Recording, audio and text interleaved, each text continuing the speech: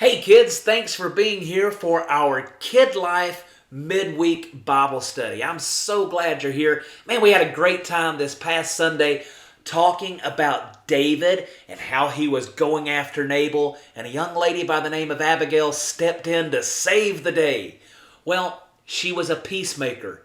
She chose to make peace, and that's what we've been learning about this month. It's proving that you care more about each other than winning an argument.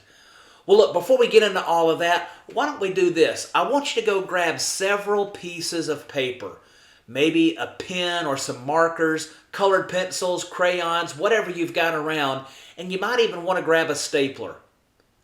All right, when you gather those things up, here's what I want you to do. Open up your Bible or a Bible app to today's story. It's in 1 Samuel 25, and it's verses 1 through 35. What I want you to do is I want you to create a book that illustrates the Bible story. Now, as you read, pause at certain sections to draw and color what you imagine the scene looked like. And then when you're finished, just staple that book together. It'll be fun, it'll give you something to do, and it'll help you remember this incredible story about being a peacemaker. You know, here's just a few things that you can look at in this story that you could illustrate by drawing them out. Like David and his men when they went down to the desert of Paran and near the land of a wealthy man named Nabal. And while they were there, they helped keep Nabal's shepherds safe. Or what about this scene when David sent his men to ask Nabal if he would be kind and give them some food? Nabal, who was rude and mean, replied, "Why should I give food to them?" That could be a fun scene to illustrate. Or even when David heard what Nabal had said, David was angry and he gathered 400 men and they were headed to Nabal's home for a fight. Or what about that servant that told Abigail, Nabal's wife, what her husband had done and how he had made David and these 400 men really angry? That could be something fun to draw and illustrate. Or when Abigail, who was wise and kind, quickly gathered food and loaded it on a donkey and went to meet David. Abigail apologized for Nabal's meanness. Or what about when David accepted Abigail's gifts and he told her to go home in peace? Those are just a few things that you could draw and illustrate. But you know what? Maybe while you're thinking about how to draw and illustrate all that stuff or gather your supplies, maybe you didn't get a chance to listen to the lesson or watch the lesson from this past Sunday. It's okay, you can watch it later. But for right now, we've got our friends at the So-and-So Show that are here to help us and recap Sunday's lesson. Brendan? Brendan! Yeah? If I'm reading this correctly, it says we need to move the first one 2 feet. What's that? A little to the left. 2 feet. You sure? Says right here in the plans. Sure thing, boss.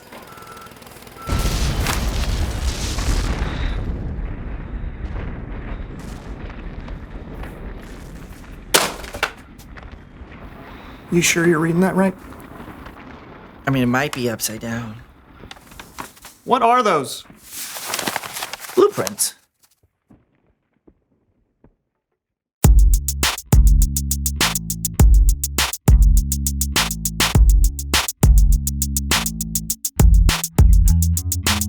Hello, everybody. I'm Lawson. And I'm Brandon, and welcome to the So-and-So Show. Yes. And on today's show. Wait, what are you? Why are you talking over me? No. We discussed this over our pre-show cornflakes. We discussed no such thing. Oh, of course. See, you never listen to me. You hear me, that is but not you true. Don't listen. I do Brandon. listen. Oh, do you? How would you ever know to listen when you're too busy being on your phone the entire time? I was looking at the intro to the show, which apparently you won't let me do. Okay. Was the intro to the show a video of a ferret doing the conga line on loop? It helps me focus. Your team in a funk? Yes. Feel like you aren't able to communicate? Yes. Then today's your lucky day. Hi, I'm Tanya, team motivator and influencer. Sometimes it can feel like your team is all over the place. Here. But with my proven team building exercises, I can take your team from here to here before it gets to here. So call, Teams by Tanya. Today. Today. So it's just me and Brandon, and we are having trouble being a team. He's having trouble being a team. What do you mean I'm having trouble? There's no me in team, Brandon. Yes, there is. There's an M and an E. There's a me in team. There's no I in team. That's the saying. Gentlemen, it seems we're having trouble communicating. Yes. Brandon, turn towards Lawson. Lawson, turn towards Brandon. Now close your eyes. Without making a sound, I want you to mouth these words. I can't see you, I can't hear you. Good. Keep going, mouthing those words. I can't see you, I can't hear you. Good, even bigger, but still without making any sound.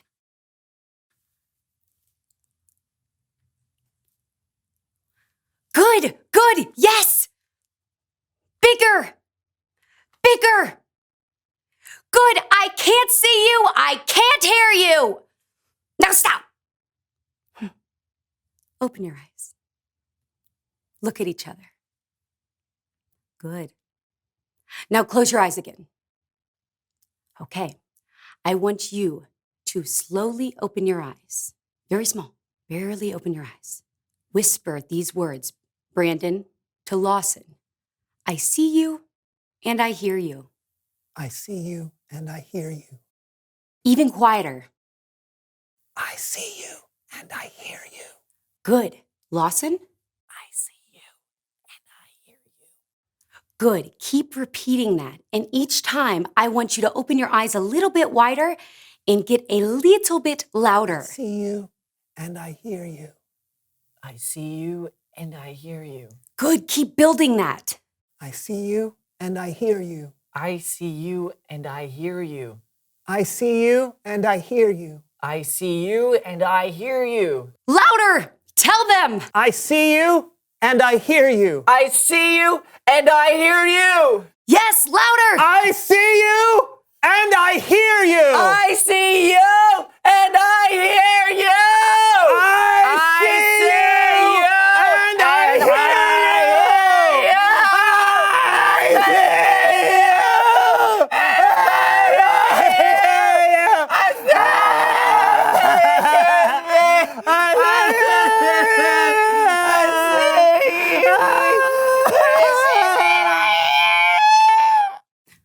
My work here is done.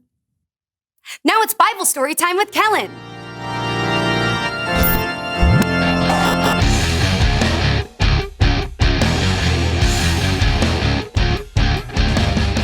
Hey, gents. Kellen, Yes? I see you and I hear you. Okay. Thanks. Back at you. Do you have a Bible story for us today? Absolutely. And here to help me tell it are the So-and-so Show players. Ah, yeah.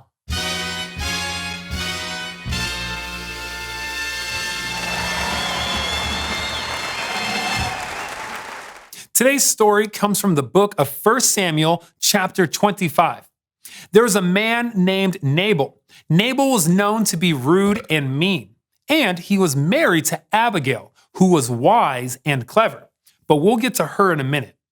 Now, Nabal was very wealthy. He had 1,000 goats and 3,000 sheep. And it was time for Nabal to shear his sheep and sell the wool. There's another character in today's story. His name is David. You might remember David as the shepherd boy who slayed a giant and then became king. This is that same David. But in our story, he hasn't become king yet. David was staying with his men in the desert when he heard that Nabal was shearing his sheep. Frances! Yes, David. I want you to go to Nabal, and I want you to greet him kindly for me.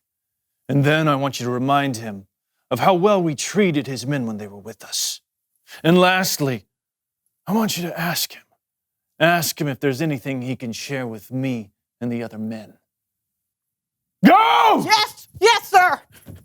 David's men delivered the message to Nabal, but Nabal's response was, well, So, David would just like you to remember all that he did for you, and then, would appreciate if you could find anything for us. I'm sorry. Who? David who? Son of Jesse who? Why should I give up my bread and my meat that I have prepared? Why? Because, Why? The answer is not just no. It is no. Million times no. Be gone with you. Go. no. Go. Million times, no. Million times go. Million times, no. David's men reported back everything Nabal had said to them. No. No. A million times, no. What? What? Men, put on your swords because we are going to destroy Nabal. David was angry. I don't have my sword. Maybe a little too angry.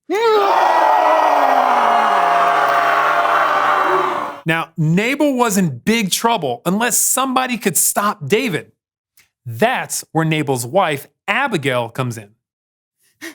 Abigail, Yes, Frankie? Nabal just insulted David. David, the guy who's been keeping us safe while we watch our sheep. David's really mad, and I think he's out for revenge, so you got to do something. All right, people. Listen up. We're going to have to do this fast. I need you to go get 200 loaves of bread, Frankie. Billy? Grab 2 bottles of wine, and I'm not talking the small ones, I'm talking the big ones and the animal skins. Sure thing, boss. Sally, Yes, Abigail? I need you to get the 5 sheep ready to be cooked. You got it. And Frankie, I'm gonna need a bushel of grain. Okay. And 100 raisin cakes. Okay. And 200 cakes of pressed figs. Let's go, people! There's no time to waste! Abigail wasted no time. After she collected all the food, she loaded it onto the donkeys and met David, who was approaching from the desert. Ah! Can you believe it, men? How he has treated us? We have served him, and how did he repay us? He repaid us with evil, and we will destroy Nabal. Pardon me, sir. Yes. I must speak with you. Let me take the blame. Pay no attention to that man, Nabal. Nabal.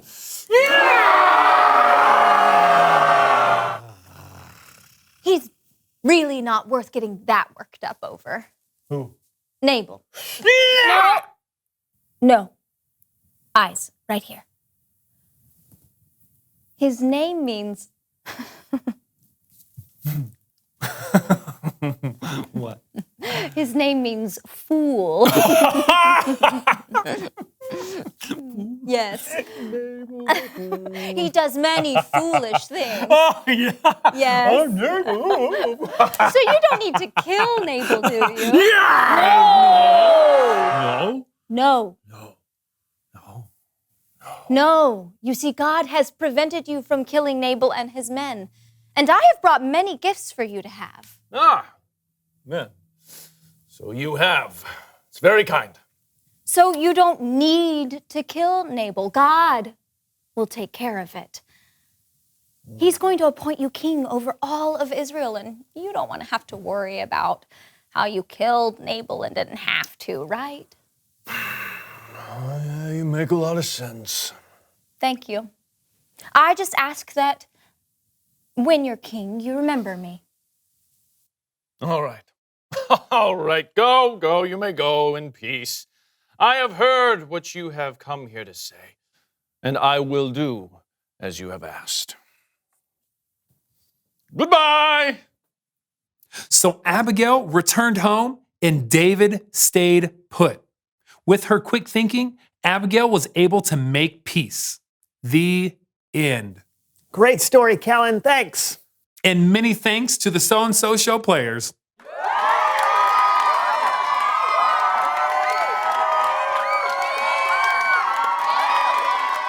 Okay. That wasn't terrible. Yeah, Abigail was incredible. To be able to soften a situation like that took a lot of courage from Abigail. Yeah, David was so angry he could kill. But God used Abigail. After talking to her, David walked away from a fight and didn't make a huge mistake he probably would have regretted. Making peace isn't easy, is it? Not at all. Sometimes people think the person trying to make peace is weak because it looks like they don't want to fight or argue. But being a peacemaker is incredibly hard and it usually takes a lot of work. And a lot of raisin cakes. Oh, you know it. Great story. Thanks, Kellen. Yep, I'll see you guys next time. Later. Wish I could be a peacemaker like Abigail or Tanya. But how, Brandon? How? I don't know. But let's find out. Reveal the question. What are ways you can be a peacemaker? Maybe you can be a peacemaker with two of your friends. Or within your family, or maybe a sports team. Or maybe you can be a peacemaker by saying you're sorry. Lawson, I'm sorry that I get angry at you. Sometimes you're a great friend. Thanks, buddy. I'm sorry too. I don't think either of us were peacemakers today. Yeah. Until now. High five! Yeah! That was close enough. All right, that was we'll close get- enough. yeah. There are lots of ways you can be a peacemaker. Talk about it with each other. And we'll see you next time on The So-and-So Show.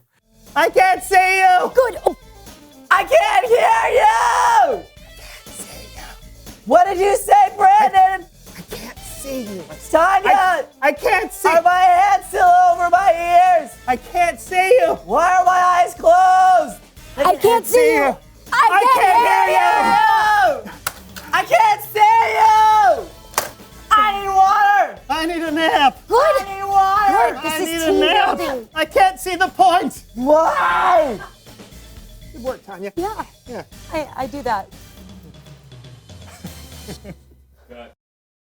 All right, well, now that we've had the guys from the So-and-So Show kind of catch us up from our lesson last Sunday, I want to ask you just a few questions here, and I want you to think about these questions. Maybe pause it, bring your parents in, and you can talk about some of these questions with your parents and just kind of help you process some of this, okay? So, in your own words, what is a peacemaker? In your own words, what's a peacemaker?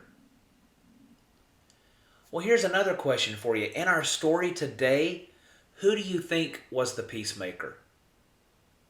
Was it Nabal? Was it David? Was it Abigail?